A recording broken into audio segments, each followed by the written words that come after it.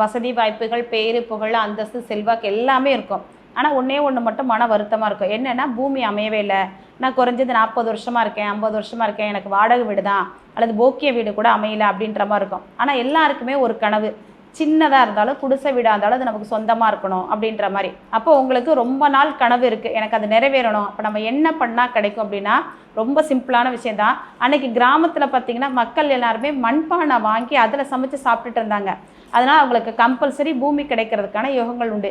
இன்றைக்கி நாகரிகம் வளர்ந்த காரணத்தினால நம்ம யாரும் மண்பானை வாங்குறதே கிடையாது. அப்போ நீங்கள் என்ன பண்ணுறீங்கன்னா, உங்கள் வீட்டுக்கு பக்கத்தில் மண்பானை செய்வாங்க, அவங்கள பேர் வேளாளர்னு பேர். அவங்கக்கிட்ட போய் ஒரு மண் பானை வாங்குங்க. அந்த பானை வாங்கி அது நிறைய நெல் போட்டுக்கங்க. நெல் போட்டுட்டு 21 நாள் உங்களுக்கு என்ன தெய்வம் இஷ்ட தெய்வமாக பிடிக்குமோ அந்த தெய்வத்தை வச்சு வழிபாடு பண்ணுங்கள். வழிபாடு பண்ணதுக்கப்புறம் 21ஆம் நாள் முடிச்சதுக்கப்புறம் அதை எடுத்து நல்லா முளைக்கட்டி வச்சிங்கன்னா அந்த நெல் வந்து அப்படியே நாற்று மாதிரி முளைக்கும். அதை எடுத்து கொண்டு போய் ஓடுற தண்ணி இருக்குது பார்த்தீங்களா, அதில் விட்டு வேண்டிட்டு வாங்க. வேண்டிட்டு வந்ததுக்கப்புறம் ஒரு முருகன் கோவிலுக்கு போய் செவ்வாய்க்கிழமை ஒன்று செவ்வாய் ஹோரை எடுத்துக்கங்க. அப்படி இல்லைன்னா காலையில் 6 to 7 இந்த நேரத்தில் போய் முருகன்கிட்ட நீங்கள் வேண்டினீங்கன்னா அந்த மண் சொந்தமாக உங்களுக்கு கிடைக்கிறதுக்கான வாய்ப்புகள் உண்டு.